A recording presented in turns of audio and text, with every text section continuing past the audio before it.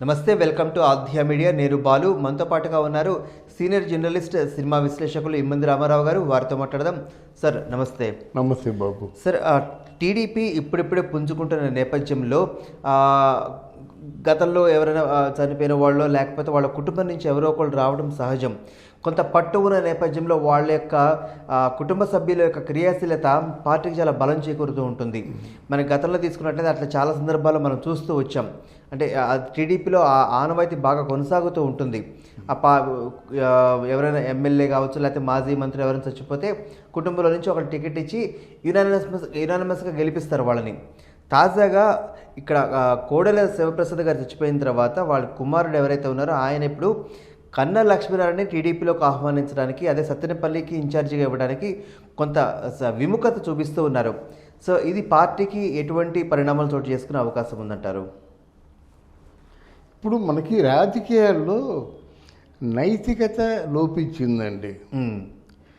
ఎవరి మూలంగా తన తండ్రి ఆ హ్యూమిలేషన్ తట్టుకోలేక ఊరేసుకొని చనిపోయాడో వాళ్ళకి హెల్ప్ అవుతుందని తెలిసి ఆయన అదే పార్టీలో ఉంటున్న వ్యక్తి అదే పార్టీ మీద తిరుగుబాటు చేయొచ్చండి.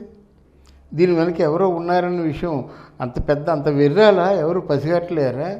దీని వెనక మన జగన్మోహన్ రెడ్డి తాలూకు పాత్ర ఉందనో, జగన్మోహన్ రెడ్డి కాకపోతే విజయసాయి రెడ్డితో చెప్పి చేయించాడనో అందరికీ తెలుసు కదా.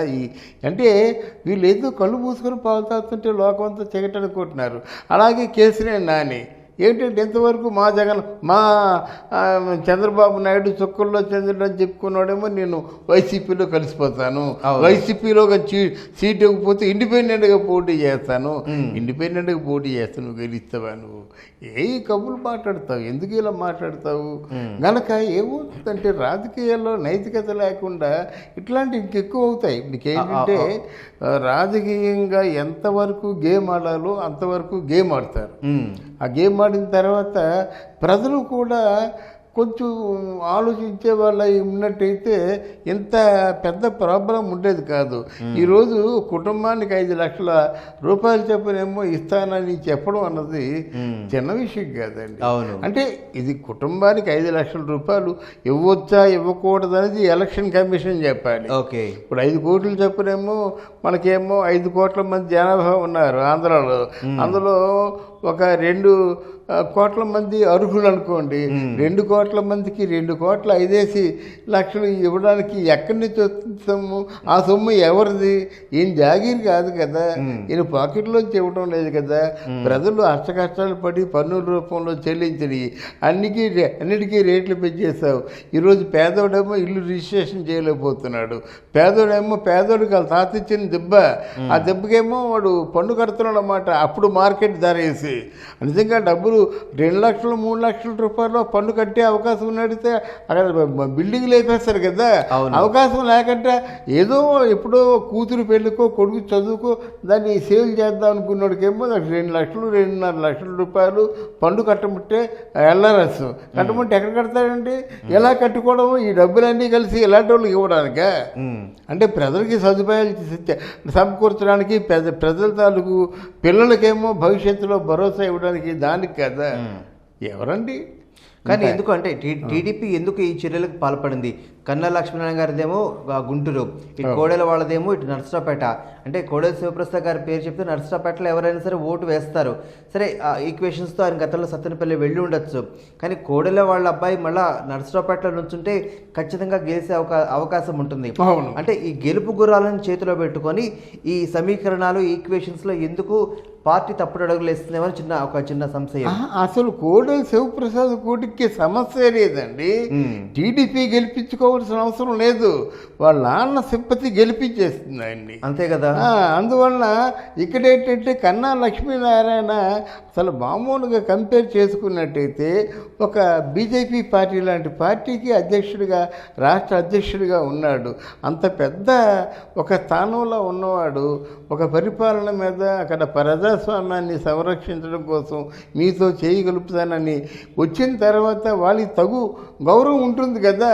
నిన్న కన్నా లక్ష్మీనారాయణ నా ముందు ఎంత అంటే ఎలాగవుద్ది, ఈ రోజు ఏంటో అని మనం చూసుకోవాలి. మరి నిన్న కేసీఆర్ గారు 1985లో 5,000 రూపాయలు వాళ్ళ మామగారు తీసుకొని 5 సంవత్సరాలు చేసలేకపోయాడు. అది 1985. ఈరోజు 5,000 రూపాయల కింద ఆయన చేస్తాడు. మొత్తం ఇండియాలో ఉన్న అందరూ కూడా ప్రత్యర్థులు రండి, నేను మీ అందరికీ ఛార్జీలు ఖర్చులు పెట్టుకుంటాను, మోడీని పడగొట్టేద్దాం అంటున్నాడు. మరి అప్పుడు 5,000 రూపాయలు గదిరైనటువంటి కేసీఆర్ ఈరోజు కోట్లు ఎలాగా విసురుతానంటున్నాడు. సో ఈ రోజుని బట్టి మనం ప్రవర్తించాలి కానీ ఆ రోజుని మనం ఆలోచించకూడదు కదా. ఈ రోజు కన్నా లక్ష్మీనారాయణకు హోల్డ్ ఉన్న పర్సను, అట్లాంటి వాడు పార్టీలోకి కావాలి. అట్లాంటి వాడి తాలూకు వెనకున్న వర్గం కూడా టీడీపీకి అండగా నిలుస్తుంది.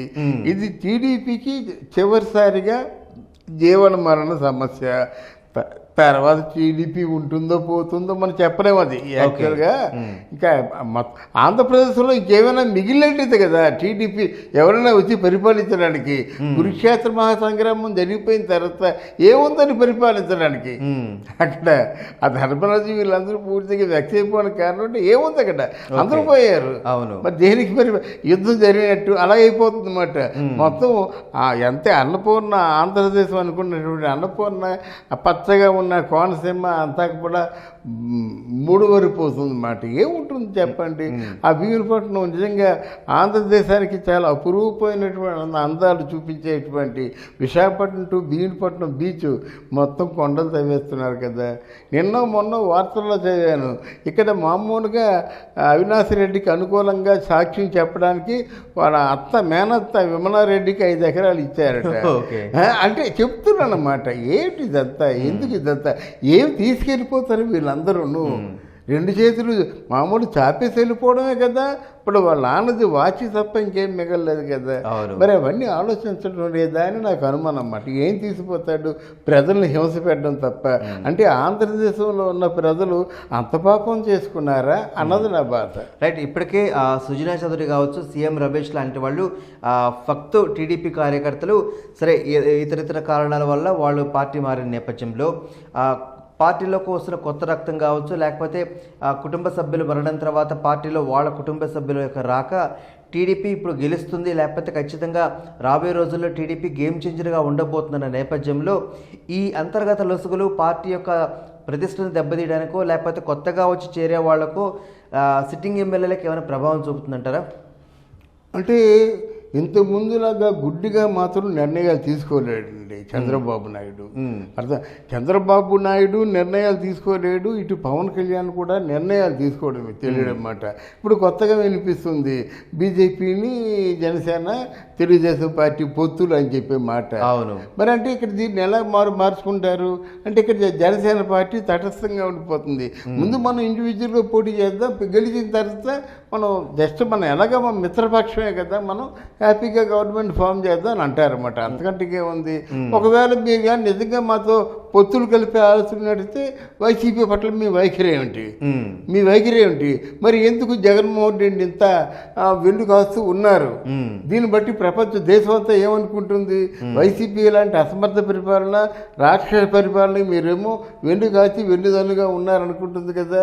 మీ ఉనికే ప్రశ్నార్థకమైనప్పుడు మీరు ఇంకా ఇది కొనసాగిస్తారా? కొనసాగిస్తే మేము ఆలోచించుకుంటాం. ఇట్లాంటి ప్రశ్నలు వస్తాయండి రాజకీయాలు. ఎందుకంటే మీ ఇంటికి మా ఇల్లు అంత దూరం, మా ఇంటికి మీ ఇల్లు అంతే దూరం, అలాగే ఉంటారు ఇక ముందు. ఈ గేమ్ మాత్రం సరిగ్గా ఆడిపోతే మాత్రం మళ్ళీ మన భవిష్యత్తు ఉండదు. రైట్. మరో పక్కన చంద్రబాబు నాయుడు గారు పలు సందర్భాల్లో చెప్పిన మాట ఏంటంటే party it's a fixed asset, అది ఒక స్థావరం లాంటిది. సో వచ్చిపోయే వాళ్ళు ఉంటారు, దానికి పెద్ద ఇబ్బంది లేదు. నిన్న మహానాడు రాజమండ్రిలో మహానాడుకు సంబంధించి ఎంత జోష్లో జరిగిందో మనం అందరం చూసాము. సో ఈ నేపథ్యంలో ఇట్లాంటి చిన్న చిన్న విషయాలు పార్టీకి ఏమీ కీడు చేయవని చెప్పేసి ఆయన అన్న మాటలు కేసీఆర్ నాని కావచ్చు, మీరు ప్రస్తావించినట్టుగా, లేకపోతే ఇట్లా కొడాలి వాళ్ళకి సంబంధించి కుటుంబ సభ్యులు కావచ్చు, ఈ స్టేట్మెంట్కి ఏమి జరగవని చెప్పి ఖచ్చితంగా అనుకోవచ్చు అంటారా? మరి అయితే డెఫినెట్గా ఏం జరగవండి. బట్ చాలా మైండ్గా మారుతున్నాడండి ఎవరు మన జగన్మోహన్ రెడ్డి. పాపం, అది నేరం కాదు. తప్పులు కొన్ని ఉంటాయి, నేరాలు కొన్ని ఉంటాయి, పాపాలు కొన్ని ఉంటాయి.